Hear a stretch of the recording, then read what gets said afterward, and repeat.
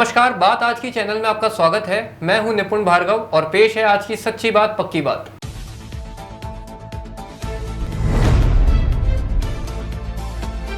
और लीजिए, अब अधिकारी भी बनाए जा रहे हैं बंधक। पानी की किल्लत से परेशान लोगों ने उठाया कदम।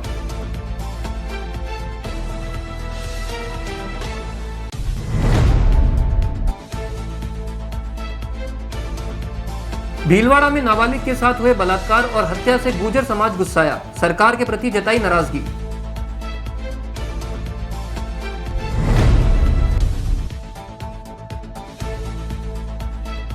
स्वतंत्रता दिवस की तैयारियों में जुटा प्रशासन, कार्यक्रमों की रिहर्सल शुरू।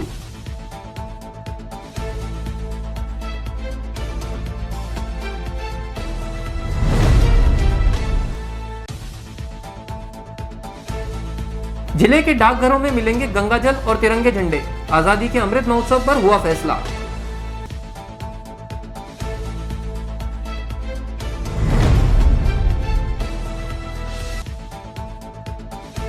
भोले भाले लोग फंस जाते हैं चालों में, भोली आरती की सहेली सबीना ने लगाया चूना।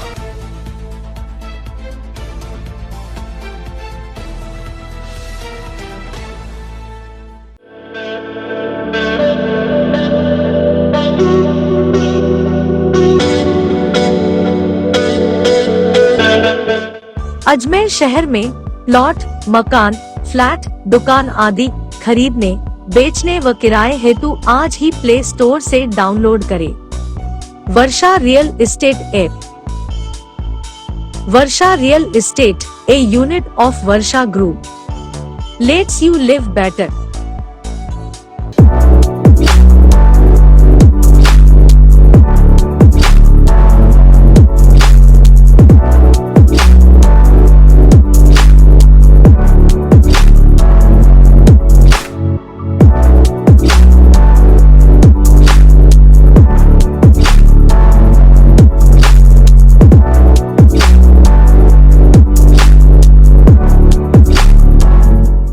RS hospital, the name of trust, doctor Jayaprakash Kewalani के सानिध्य में सुपर स्पेशलिटी चिकित्सा सुविधाएं, ऑर्थोपेडिक सर्जरी, न्यूरो एवं spine, urology, general surgery, asthma, दमा, श्वास, टीबी, नाक कान गला और साथ ही मुख्यमंत्री स्वास्थ्य बीमा योजना के अंतर्गत निःशुल्क इलाज हेतु अनुबंधित हॉस्पिटल, 24 घंटे आपातकालीन सेवाएं, digital x-ray, pathology lab, pharmacy.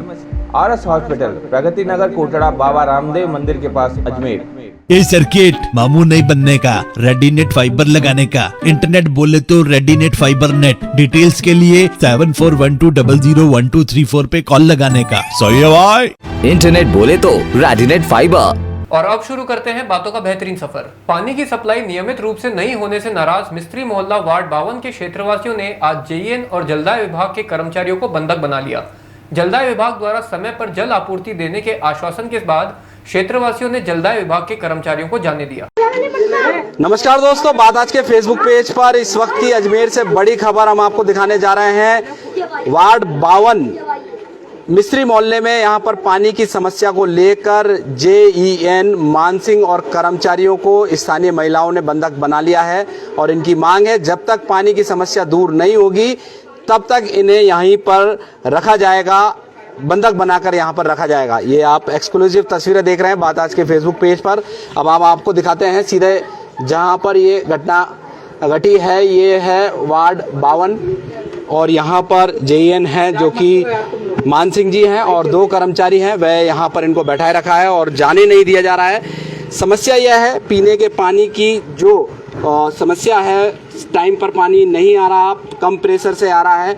इस बात को लेकर आज क्षेत्रवासी जलदाय विभाग गुलाबबाड़ी गए थे और वहां पर जब JEN मानसिंह को मौके पर आने की बात कही, ये वहां मौके पर आए और इसके बाद यहां पर एक घर है, घर के वहां पर इनको यहां पर बैठा लिया है और इनको जाने नहीं दिया जा रहा है। ये देख सकते हैं महिला है, काफी आक्रोशित है, गुस्सा है। पीने के पानी की समस्या लगातार पिछले कई सालों से, कई महीनों से यहाँ पर की जा रही है, मगर पानी की समस्या का निदान नहीं मिल पा रहा है, निजात नहीं मिल पा रही है। इसको लेकर आज जो JEN है जलदाय विभाग के मान सिंह जी और उनके साथ में जो कर्मचारी हैं इनको यहाँ पर बैठा लिया है। एक बार बात कर लेते हैं मान सिंह जी से। मतलब किस तरीके की क्या करने आए थे और आप यहाँ पर फिर क्या हुआ? आज ये मिस्त्री मोहल्ले की 72 घंटे में सप्लाई होनी थी, लेकिन पीछे से पानी कम मिलने के कारण थोड़ी प्रेशर की दिक्कत और कम सप्लाई हो पाई थी। इनका कहना है कि एक तो टाइम सही होना चाहिए, जो सुबह 5-5:30 बजे सप्लाई आनी चाहिए, और एक थोड़ा सा टाइम बढ़वाने के लिए बोला गया है, उसके लिए हम प्रयास कर रहे हैं।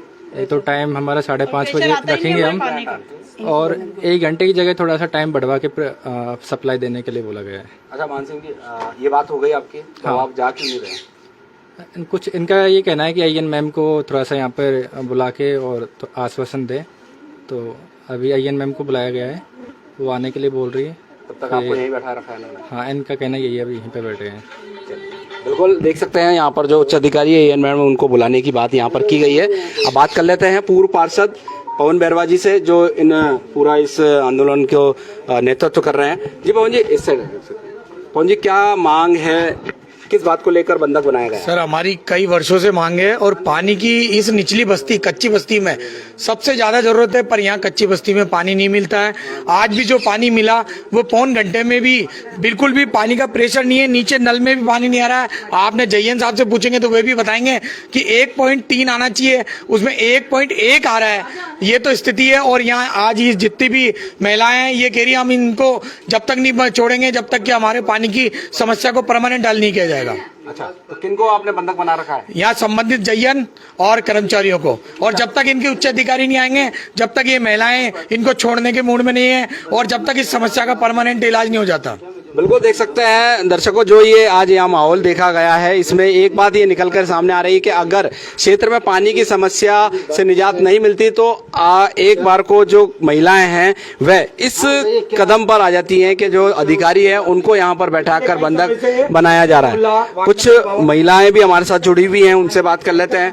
आंटी, और पानी बराबर 3-3, 4-4 दिन 84 घंटे से भी नहीं आता है, और जो आता है वो 1-2 मटकी भरने। यहाँ पर देखिए महिलाएं जो आक्रोशित हैं। मैडम, किस बात को लेकर अधिकारियों को बैठा रखा है, क्या मांग है? वो यही है कि नहीं, यहाँ पानी नहीं आ रहा है। पानी आता तो स्पीड से नहीं आता, धीरे ही आता, स्लो आता पानी बहुत। पीने का पानी भी हाथ नहीं आता कई बार, तो अभी पानी का बिल्कुल भी प्रेशर नहीं आता, इसीलिए पानी की समस्या हो रही है हमारे बहुत ज्यादा है। अच्छा, पार्षद को भी काफी देर से फोन कर रहे हैं आप? हाँ, लेडीजों ने किया है, मैंने नहीं किया है, बाकी हमारे साथ वाली औरतों ने किया, पर पानी की मतलब वो फोन भी नहीं उठा रही है। कौन है पार्षद? शीलम बैरवा।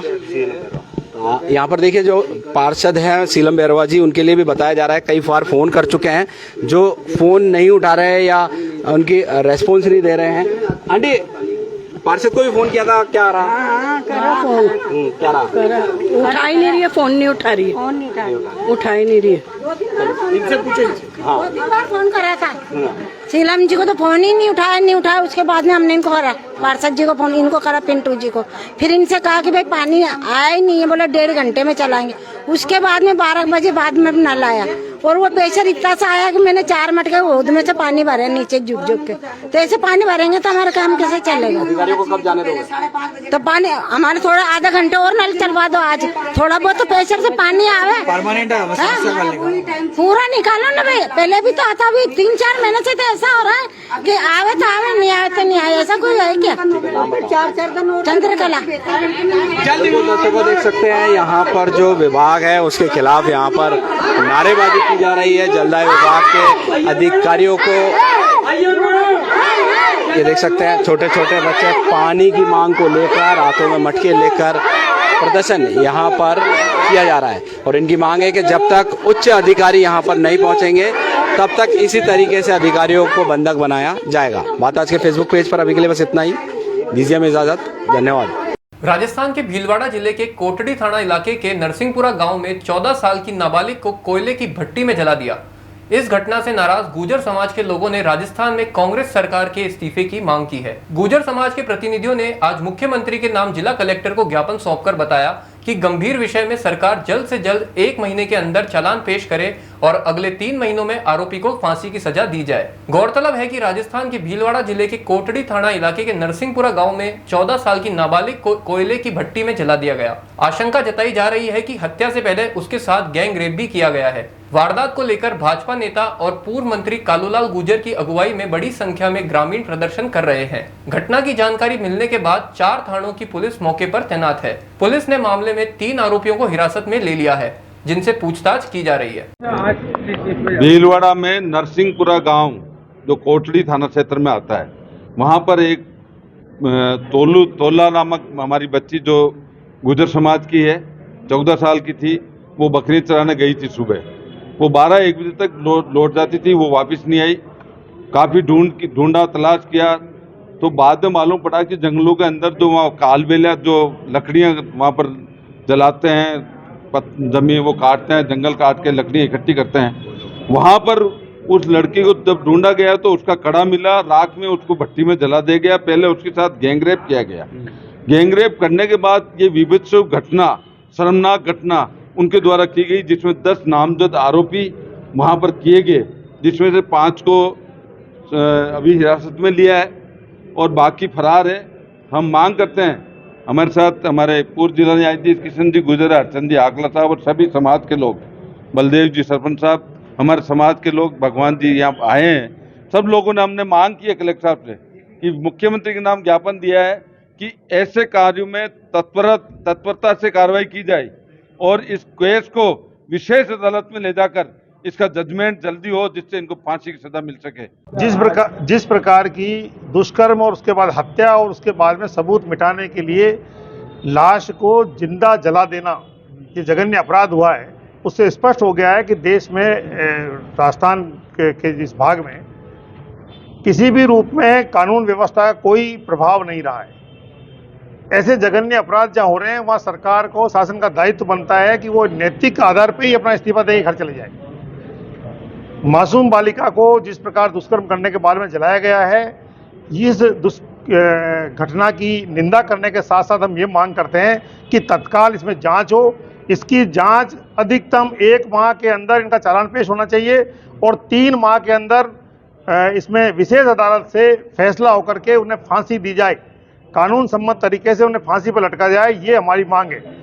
इसमें अगर सरकार, हमें पता है सरकार जिस प्रकार चल रही है कोताही बढ़तेगी, इसलिए समाज ये भी निर्णय करने जा रहा है कि इस मामले को समाज अपने स्तर पर लड़ेगा। हम हमारे स्तर पर परिवादी की ओर से वकील खड़ा करेंगे, मांग करेंगे और सरकार अगर विशेष लोक अभियोग नियुक्त नहीं करती है तो हमारी ओर से इस केस को लड़ा जाएगा, लेकिन ऐसे जघन्य अपराधियों को फांसी के तख्ते पर ले जाकर ही मानेंगे। ये हमने आज एक प्रतिज्ञा करी है, निश्चय किया है। स्वतंत्रता दिवस की तैयारियों को लेकर शुक्रवार को पुलिस ग्राउंड में रिहर्सल हुई। इस दौरान सरकारी स्कूलों के छात्र छात्राओं ने देशभक्ति गीतों पर नृत्य किया। सुबह 8 बजे से ही पुलिस परेड ग्राउंड में अधिकारी, कर्मचारी और स्कूली बच्चों के साथ ही पुलिस अमला पहुंचने लगा। 15 अगस्त पर होने वाले आयोजन को लेकर रिहर्सल की गई।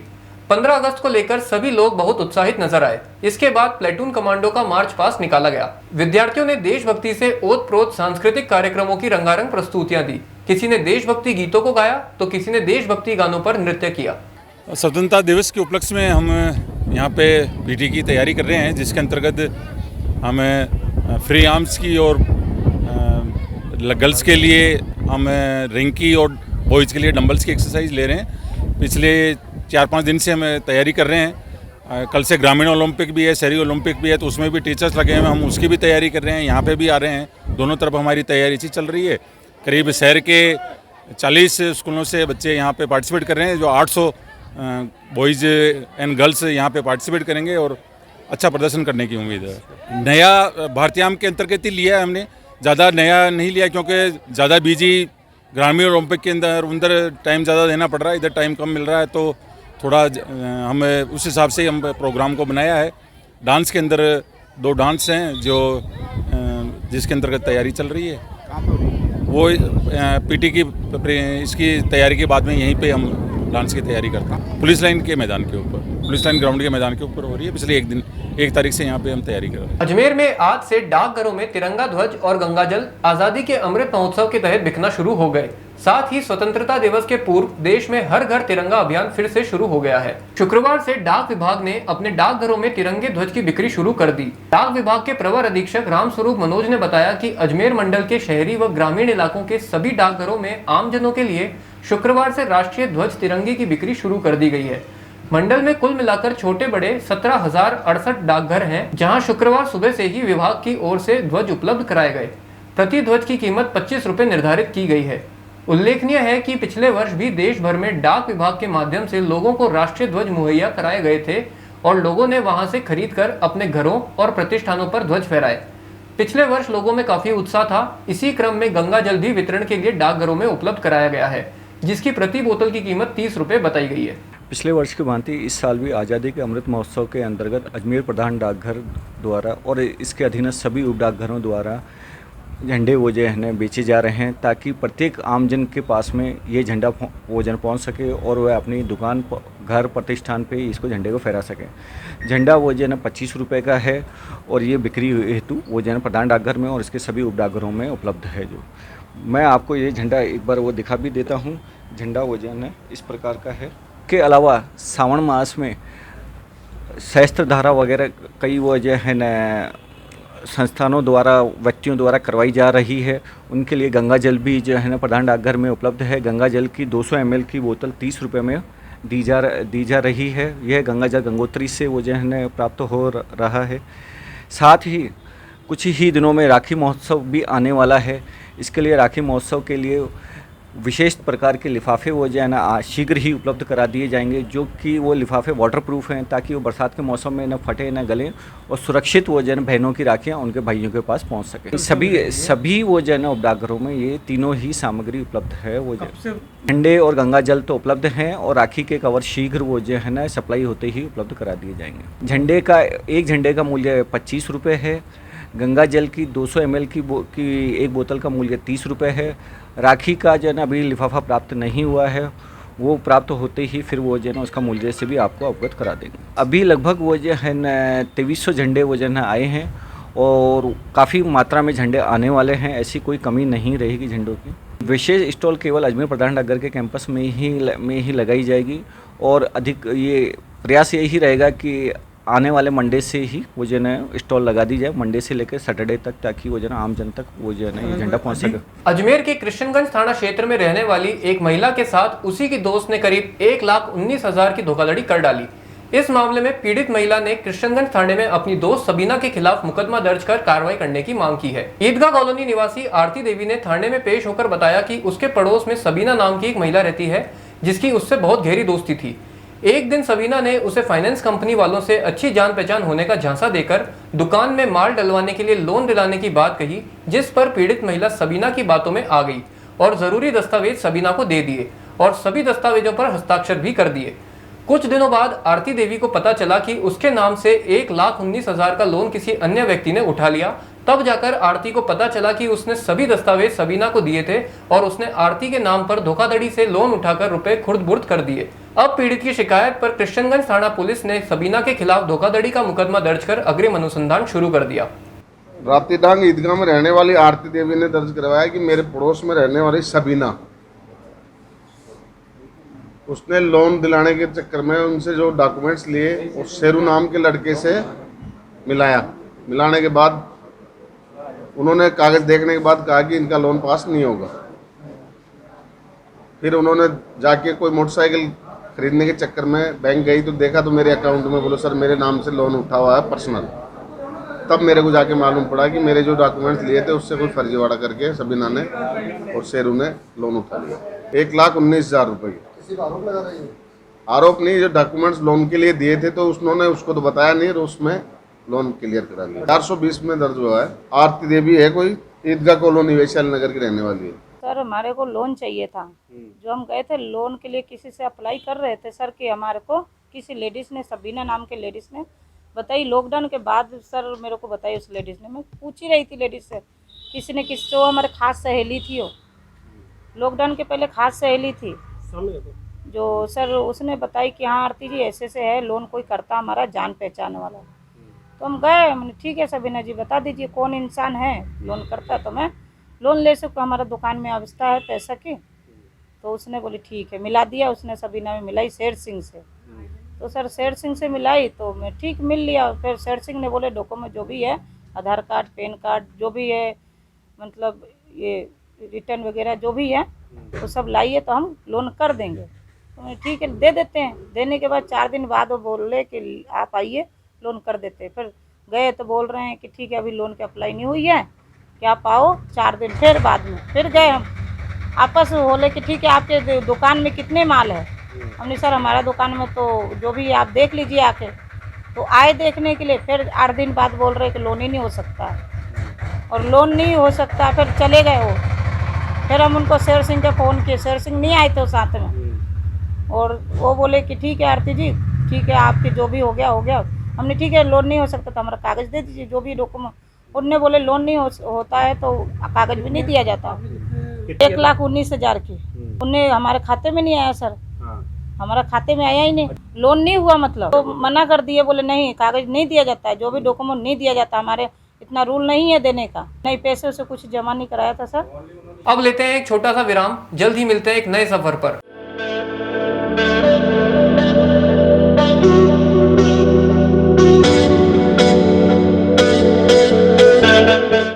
अजमेर शहर में प्लॉट, मकान, फ्लैट, दुकान आदि खरीदने, बेचने व किराए हेतु आज ही प्ले स्टोर से डाउनलोड करें Varsha real estate app.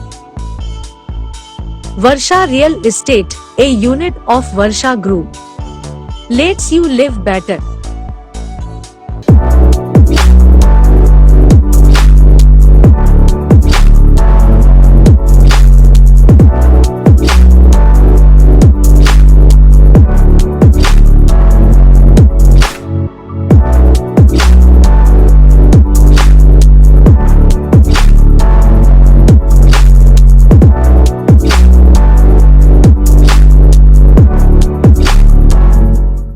RS Hospitals, the name of trust, doctor Jayaprakash Kewalani के सानिध्य में सुपर स्पेशलिटी चिकित्सा सुविधाएं, ऑर्थोपेडिक सर्जरी, न्यूरो एवं spine, urology, general surgery, asthma, दमा, श्वास, टीबी, नाक कान गला और साथ ही मुख्यमंत्री स्वास्थ्य बीमा योजना के अंतर्गत निःशुल्क इलाज हेतु अनुबंधित हॉस्पिटल, 24 घंटे आपातकालीन सेवाएं, digital x-ray, pathology lab, pharmacy.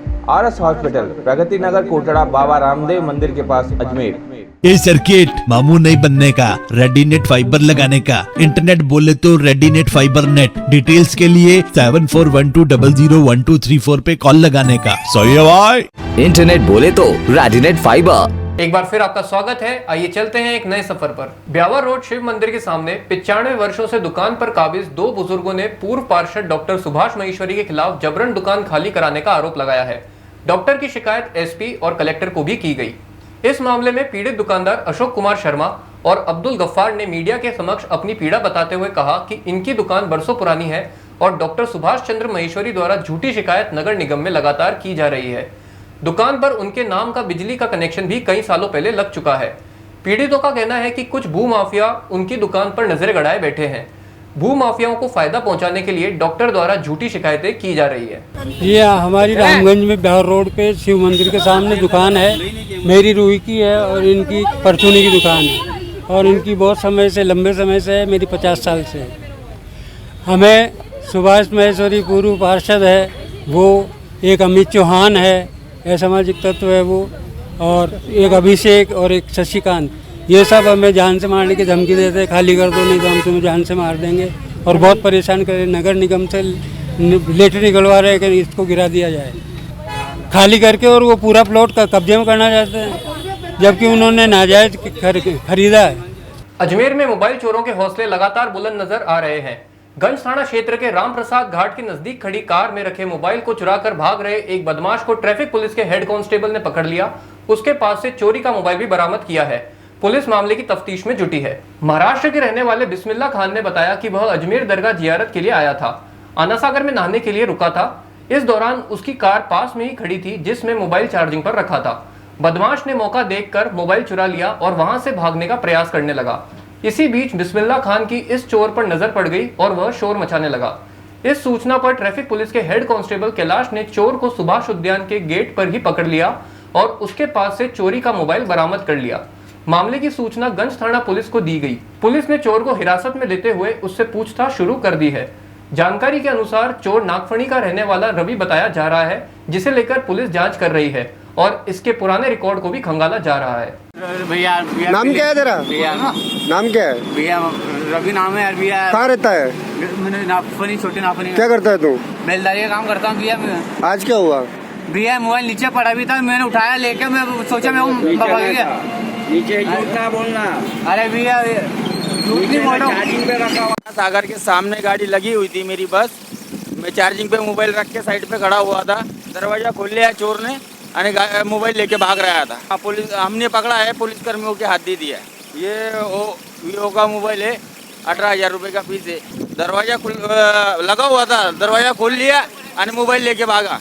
नहीं पहचानने, चोर है सर, मोबाइल लेके भागने वाला चोर ही रहता। हाँ, मोबाइल मिल गया। इसको रास्ते में पकड़ा है, एक भाई ने मदद किया, आप जैसे भाई ने उन्हें रोका, मैंने पकड़ लिया उसको, मिल गया मोबाइल। पुलिस भी आ गई। बिस्मिल्लाह मोहम्मद पिंजारी, मैं महाराष्ट्र धुलिया ज़ियारत करने आया हूँ। मैं बस ड्राइवर हूँ, मैं लोगों को ज़ियारत कराने लाया हूँ। फिर उन्होंने बताया कि एक चोर है जिसको पकड़ा है, पब्लिक पीछे पकड़ी है। इस पे हम आए और देखा तो कोई मोबाइल चोर है, जिसको फिर पकड़ के और पुलिस को सुपुर्द करवा दिया। हाँ, रवि नाम बताया या नागफणी का बताया। मोबाइल भी मिल गया, मोबाइल चार्जिंग में लगा हुआ बता रहे थे, जिसको निकाल के लेके भग रहा था। हाँ, गंज थाने को बुला के और गंज थाने वालों को सुपुर्द कर दिया। सीआरपीएफ ब्रिज के पास जलदाय विभाग की पानी की पाइपलाइन में लीकेज के कारण कई घंटे तक पानी व्यर्थ बहता रहा। लोगों की सूचना पर विभाग के जेईएन धर्मवीर की टीम मौके पर पहुंची और जेसीबी के जरिए गड्ढा खोदकर लीकेज दुरुस्त किया। पानी के लीकेज के कारण लाखों लीटर पानी व्यर्थ बह गया। जेईएन ने बताया कि सप्लाई के दौरान लीकेज से पानी बहने लगा था, जिसे मौके पर पहुंचकर ठीक किया गया। ये सीआरपीएफ गेट के पास में है, अभी लीकेज हो गया था। ये अभी शाम को जब सप्लाई चालू हुई बीसलपुर की, अपने ये बस स्टैंड वाली मेन लाइन के अंदर लीकेज हो गया। इसकी अभी जेसीबी वगैरह को फ़ोन कर दिया, अभी आके इसको दुरुस्त करवाते हैं। पीछे से लाइन बंद करवा दिया। काफ़ी समय से ये हालात है अभी। नहीं, काफ़ी तो कहाँ, अभी हम यहाँ से निकले थे जब भी ये हालात है। नहीं, मेरे को जैसे सूचना मिली अभी तुरंत आके अभी कार्रवाई कर दी। वो लेबर वगैरह सबको फ़ोन कर दिया, वो आ ही रहे हैं, पहुँचने वाले हैं, इसको करवाते हैं। तो ये क्या मेन लाइन है? हाँ, मेन लाइन है बस स्टैंड की। ये अभी जब पानी चालू हुआ है अभी बीसलपुर का 5-5:30 बजे के आसपास का तो लीकेज हो गया है। तो ये इससे पानी सप्लाई को प्रॉब्लम आएगी आसपास के क्षेत्रों में? नहीं, अभी सप्लाई का तो कर देंगे इसको, तो 2 घंटे में रिपेयर हो जाएगा। ये तो बंद करवा दिया पीछे से, सप्लाई हो जाएगी, कोई दिक्कत नहीं। बस स्टैंड की सप्लाइयाँ जो चल रही है, कोई 2 घंटे की में कोई फ़र्क नहीं पड़ेगा उससे। धर्मवीर सिंह कनिष्ठ अभियंता। जी भैया, अभी कहाँ खड़े हैं और किस तरीके के हालात हैं? हम अभी खड़े हैं, ये राज साइकिल सीआरपीएफ ब्रिज की तरफ रास्ता जाता है। यहाँ पर हमने देखा कि ये पानी की जो व्यवस्था है बहुत ख़राब है। यहाँ पर पाइपलाइन फूटी हुई है, प्रशासन की तरफ से कोई भी कदम नहीं उठाया गया है। लोगों के घरों में 8-8 दिन तक पानी नहीं आता और यहाँ पे पानी ऐसे वेस्ट हो रहा है। यस, लगातार धरने प्रदर्शन किए जा रहे हैं। आज ही हमने न्यूज़ में देखा है, धरना हुआ है, पानी नहीं दिया जा रहा है कॉलोनियों में और यहाँ पे पानी ऐसे वेस्ट हो रहा है। क्या मानते हैं, नालियों में जा रहा है? भैया, नालियों में जा रहा है, आगे जाके नालों में मिल जाएगा पानी, घरों में तक आएगा नहीं। आपका नाम? मेरा नाम दीपांशु। अजमेर के हरिबा उपाध्याय नगर विस्तार, बैरवा बस्ती, हरिबाऊ मेन सी ब्लॉक, प्रगति नगर, पसंद नगर, तेजा चौक, सुंदर नगर क्षेत्र में पेयजल की भारी किल्लत से क्षेत्रवासियों ने जिला कलेक्टर को ज्ञापन देकर पानी की समस्या को हल करने की मांग की है। शहर में पानी की किल्लत बढ़ती जा रही है, 96 घंटे तक पानी की सप्लाई नहीं हो रही। आज अजमेर के हरिबा उपाध्याय नगर विस्तार क्षेत्र में निवास करने वाले वासिंदे पानी की समस्या से निजात पाने के लिए जिला कलेक्ट्रेट पहुंचे और पानी की मांग को लेकर प्रदर्शन किया। जानकारी देते हुए क्षेत्रवासियों ने बताया कि एक टंकी है जो कि हमारी कॉलोनी में जल वितरण के लिए बनाई गई थी, तब पानी की समस्या नहीं थी। धीरे धीरे आसपास की कॉलोनी में पेयजल की पूर्ति के लिए इसी टंकी से लाइन बिछा दी गई और बसावट बढ़ने के कारण अब पानी की सप्लाई में भारी कमी आ गई है। पानी की सप्लाई 45 मिनट ही होती है और उसमें भी पानी का प्रेशर कम होने से हर 3 से 4 दिन में प्रत्येक परिवार को पानी का टैंकर मंगाना पड़ता है। पानी की यह समस्या का मूल कारण इतने बड़े क्षेत्र में पानी सप्लाई के लिए मात्र एक टंकी का होना है। यदि इस कॉलोनी में एक पानी की टंकी और निर्मित हो जाती है तो निश्चित रूप से पानी की किल्लत की समस्या का निदान होगा, लेकिन जब तक टंकी नहीं बनती तब तक पानी वितरण के अंतराल को 48 घंटे तक सीमित किया जाए और पानी के प्रेशर को बढ़ाया जाए। वार्ड नंबर 2 है हरिबा उपाध्याय विस्तार।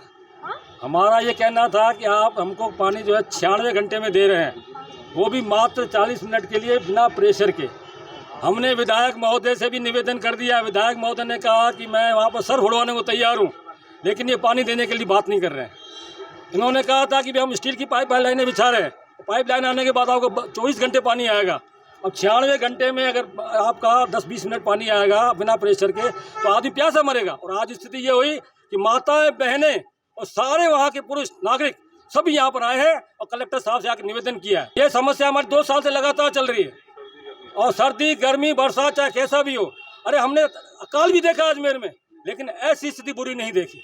और आज पानी होने के बावजूद पानी का मैनेजमेंट नहीं कर पाते हैं, तो ऐसे अधिकारियों को यहाँ सीट पे बैठने का अधिकार नहीं। मैंने कलेक्टर साहब से निवेदन किया, कलेक्टर साहब ने हमसे मिले भी नहीं। उन्होंने कहा मीटिंग है, तो मैं कलेक्टर साहब से निवेदन करता हूँ आपकी मीटिंग अच्छी होगी, लेकिन सबसे पहले जनता के प्रति संवेदनशील बनिए, तभी जाकर के आपकी कुर्सी ठीक कहलाएगी। मैं तो आप फिर निवेदन कर रहा हूँ कि पानी की व्यवस्था सुधारनी पड़ेगी। और मेरा ये आरोप भी है, इन्होंने यहाँ पर कोई भी जिम्मेदार कर्मचारी नहीं रखा है, कोई भी जिम्मेदार कर्मचारी नहीं रखा है। एक ठेकेदार का आदमी बिठा रखा है, वो कहता है मेरी रिपोर्ट जा करके भाई सागर पुलिस चौकी में करो, और उसकी मिली भगत किससे? टैंकर वालों से। कहता आपकी तो पॉश कॉलोनी है, आपके पास तो टैंकर की क्या कमी, टैंकर लो आप सभी जगह, और पानी पीने के चाहिए तो बिस्लरी का जाकर लेके आओ 5 लीटर। नाम धर्मू। आज हम वार्ड नंबर 2 की जो कॉलोनियाँ है, हरिभाऊ विस्तार, बेवरा बस्ती, हरिभाऊ मेन, प्रगति नगर, पसंद नगर, तेजा चौक, सुंदर नगर, सूर्य नगरी, पेयजल की किल्लत को लेकर आज हमने कलेक्टर साहब को ज्ञापन दिया और मांग की है कि हमारे जो 96 घंटे में सप्लाई है उसको दुरुस्त की जाए, 48 घंटे में की जाए। और इन्होंने आश्वासन दिया है कि पानी की सप्लाई पहले क्या है कि एक टंकी में 60 करीबन मकान थे। आज हरिभाऊ विस्तार क्षेत्र में 600 के आसपास मकान है, और जहाँ इस एक टंकी से करीबन 2 से 2.5 हज़ार पब्लिक को घरों में पानी जा रहा है। तो अब इसकी एक टंकी से कैसे इसका सलूशन होगा, तो इसलिए हमने ये भी निवेदन किया है कि एक टंकी का निर्माण किया जाए, और साथ में जो 3 इंच की पाइपलाइन है, जो हर जगह 4 इंच की पाइपलाइन है, 4 इंच की पाइपलाइन बिछाई जाए। अब इसमें क्या है कि प्रशासन जो है इसमें अगर सक्रियता दिखाए और पाइपलाइन जो है इनको दुरुस्त की जाए, और समय समय पर जो ये समस्याएँ हैं इनका जो शुरू से ही निवारण करते तो ये नौबत नहीं आती है, क्योंकि बिसलपुर में पानी पूरा है। आपका नाम? संदीप दावाई, एडवोकेट, अध्यक्ष हरिभाऊ उपाध्याय नगर।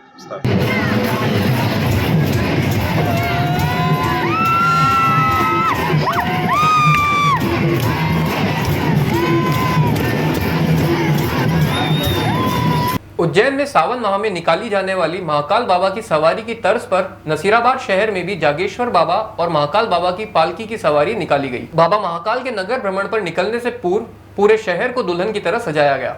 समाज सेवी बाबू मेहरा ने बताया कि उज्जैन महाकालेश्वर में हर वर्ष सावन माह में राजा अधिराज महाकाल बाबा की पालकी की सवारी निकाली जाती है, जो कि इस वर्ष महाकाल ग्रुप और जागेश्वर मंदिर समिति की ओर से नसीराबाद शहर में भी बड़ी धूमधाम के साथ निकाली गई, जहां शहरवासियों ने महाकाल बाबा का पुष्प वर्षा कर जोरदार स्वागत किया। वहीं आपको बता दें कि महाकाल बाबा की सवारी के जुलूस में महाकाल की भस्म आरती, झांकी, शिव तांडव सहित अखाड़ेबाज युवक युवतियों ने अपनी कला का प्रदर्शन करते हुए जुलूस की शोभा बढ़ाई।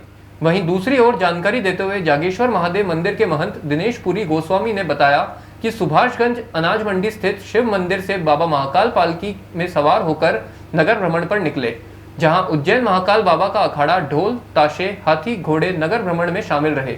पालकी की सवारी नगर के मुख्य मार्गों से होते हुए पलसानिया रोड स्थित महादेव मोहल्ला जागेश्वर महादेव मंदिर पहुंची, जहां बाबा महाकाल की महाआरती के बाद सभी भक्तों को प्रसाद वितरण किया। अब लेते हैं एक छोटा सा विराम, जल्द ही मिलते हैं एक नए सफर पर।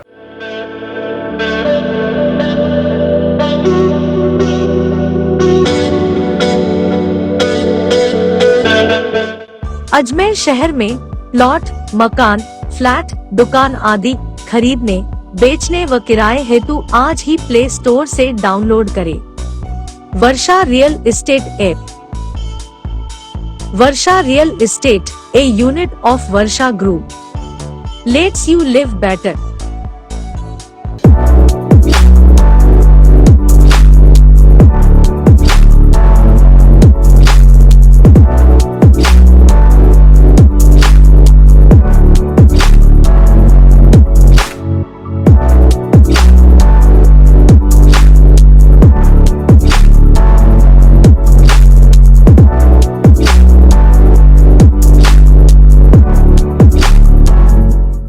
RS Hospitals, the name of trust, doctor Jayaprakash Kewalani के सानिध्य में सुपर स्पेशलिटी चिकित्सा सुविधाएं, ऑर्थोपेडिक सर्जरी, न्यूरो एवं spine, urology, general surgery, asthma, दमा, श्वास, टीबी, नाक, कान, गला और साथ ही मुख्यमंत्री स्वास्थ्य बीमा योजना के अंतर्गत निःशुल्क इलाज हेतु अनुबंधित हॉस्पिटल, 24 घंटे आपातकालीन सेवाएं, digital x-ray, pathology lab, pharmacy, RS hospital, Pragati Nagar, Kotra, Baba Ramdev मंदिर के पास, अजमेर।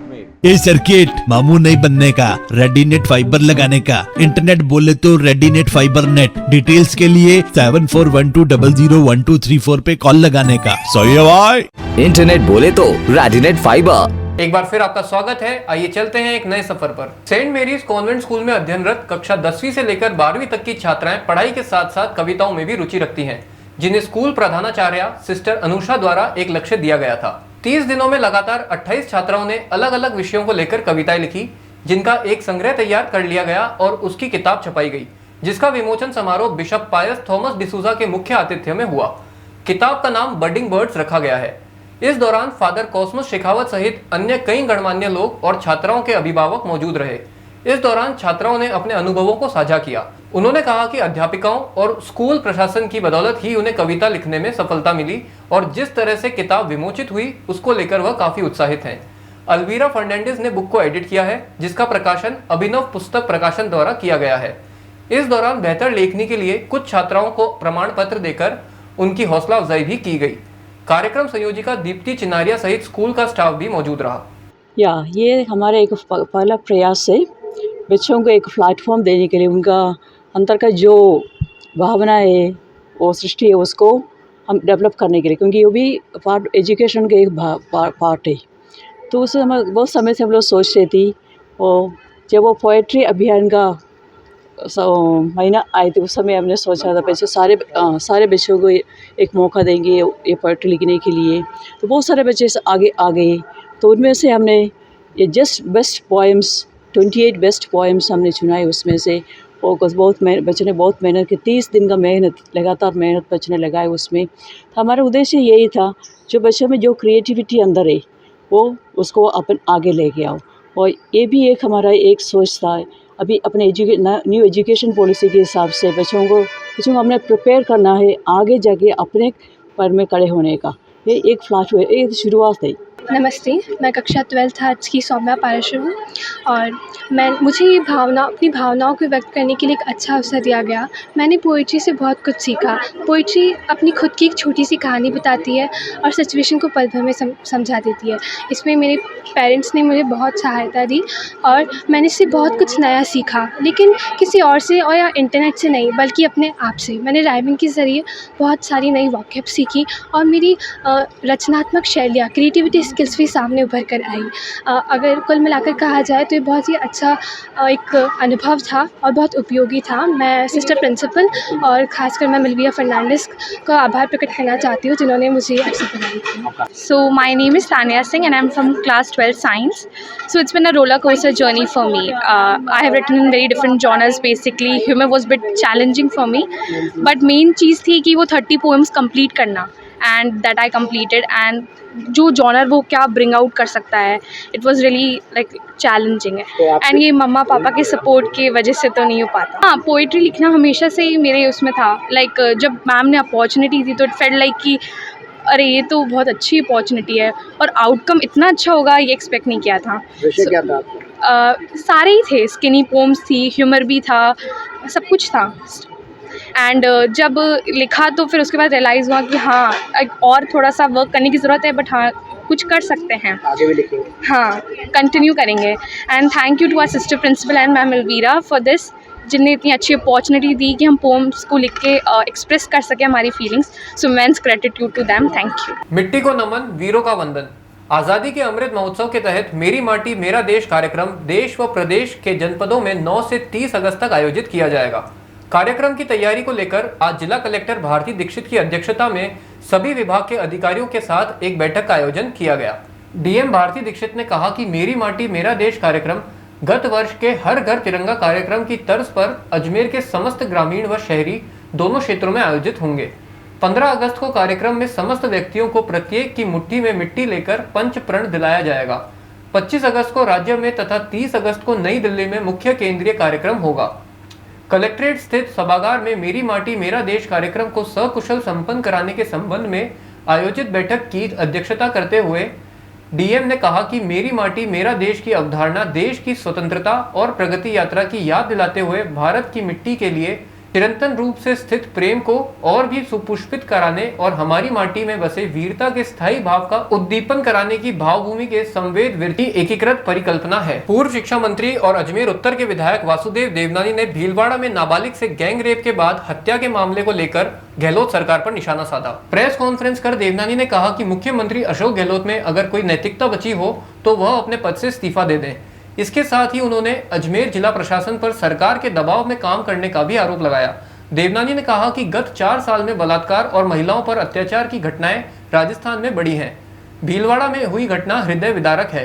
इस घटना ने निर्भया कांड को भी पीछे छोड़ दिया है। राजस्थान में रोजाना बलात्कार की 17 से 20 घटनाएं हो रही हैं।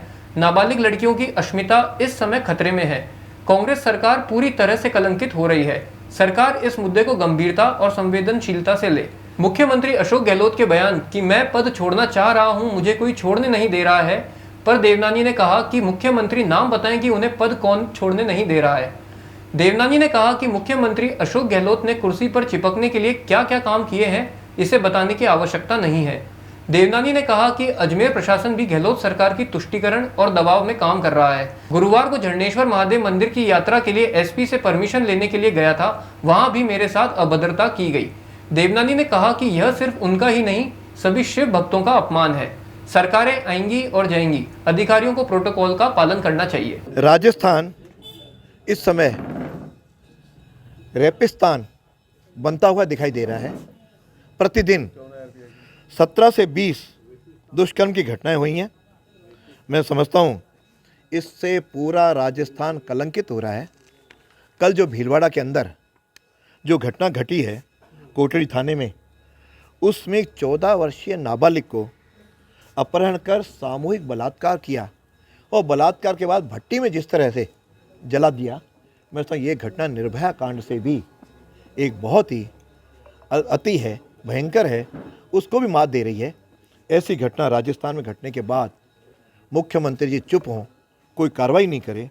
ये केवल एक भीलवाड़ा की घटना नहीं है। भीलवाड़ा में इसके पहले ही 1-1.5 महीने पहले 8 मई में 6 वर्ष की बालिका जो केवल रात्रि को झोंपड़ी से अपनी लघुशंका करने के लिए बाहर आती है, उसका अपहरण करके उसके साथ बलात्कार किया जाता है।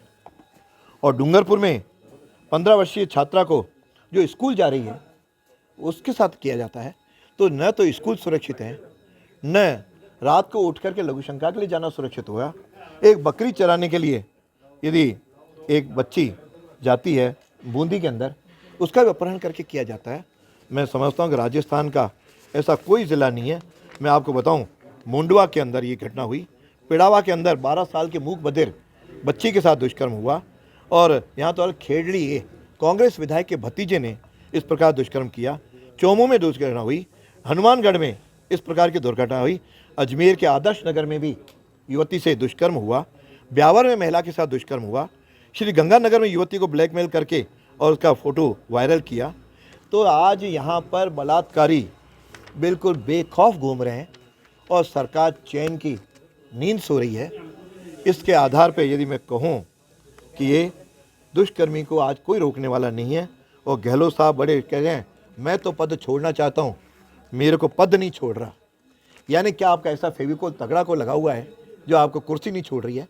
अरे आप आज छोड़ो, जनता 8 करोड़ जनता उससे राहत करेगी। मैं तो मांग करूंगा कि आप तुरंत नैतिकता के आधार पर यदि कहीं भी जहन में इन बच्चियों के प्रति आपकी इज्जत है तो आप तुरंत अपने पद से त्यागपत्र दे करके नैतिकता के आधार पर करो, ताकि और अस्मिता मेरी बहन बेटियों की बचाओ। लेकिन इस प्रकार का कहीं भी सोच नहीं है। राजस्थान शिक्षक संघ ने राष्ट्रीय शिक्षकों की विभिन्न मांगों को लेकर शुक्रवार को शिक्षा बचाओ पदयात्रा की। कलेक्ट्रेट परिसर के बाहर राज्य सरकार को सद्बुद्धि देने के लिए हवन यज्ञ भी किया गया। शिक्षक संघ के शंभू सिंह ने बताया कि सरकार द्वारा अभी तक संगठन के मांग पत्र पर किसी प्रकार का सकारात्मक रुख नहीं दिखाया गया है और न ही संगठन से वार्ता की गई है। उन्होंने बताया कि आंदोलन के अग्रिम चरण के रूप में स्थायी समिति में हुई चर्चा के बाद संघर्ष समिति द्वारा आंदोलन किया जाएगा। इसी क्रम में 11 सूत्री मांगों को लेकर जिला परिषद से कलेक्ट्रेट तक सभी शिक्षकों ने एकत्र होकर पदयात्रा का आयोजन किया।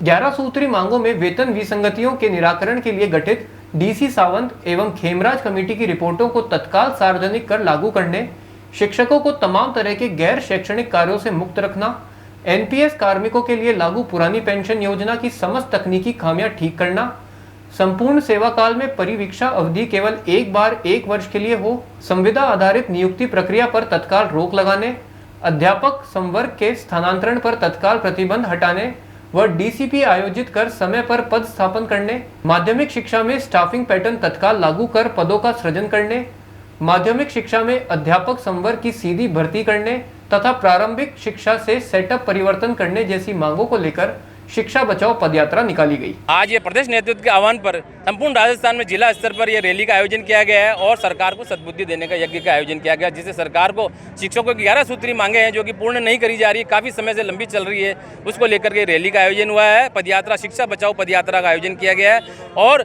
सरकार के सद्बुद्धि यज्ञ का आयोजन किया गया है, जिसमें हमारी मुख्य मांगे हैं सामंत कमेटी और खेमराज कमेटी की रिपोर्ट को लागू करना है, स्थानांतरण नीति जो नहीं बना पा रही है सरकार और शिक्षकों के स्थानांतरण नहीं हो पा रहे हैं उनको स्पष्ट नीति बनाकर लागू किया जाए और नियमित स्थानांतरण करके डीपीसी करी जाए, जिससे लोगों को प्रमोशन नहीं मिल पा रहे हैं।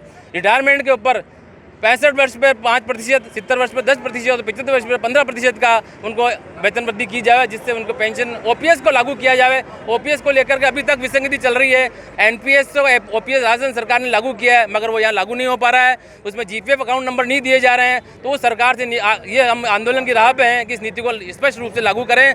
बीएलओ सहित गैर शैक्षणिक कार्यों में शिक्षकों को झोंका जा रहा है और तरह तरह से अधिकारियों द्वारा उनको सस्पेंड किया जा रहा है काम के बहाने भी, जबकि उनका काम उचित चल रहा है। पूरे राजस्थान में ये आंदोलन है, तो ये हमारी मुख्य मांगे हैं कि गैर शैक्षणिक कार्यों से भी शिक्षकों को मुक्त किया जाए। राजस्थान राजस्व मंत्रालय कर्मचारी संघ अजमेर के पदाधिकारियों ने मुख्यमंत्री अशोक गहलोत और राजस्व विभाग के मंत्री के नाम जिला कलेक्टर को ज्ञापन सौंपकर राजस्व परिषद द्वारा राजस्व मंत्रालय कर्मचारियों के विरुद्ध दिए गए ज्ञापन के खिलाफ जिला कलेक्टर से निष्पक्ष जांच की मांग की।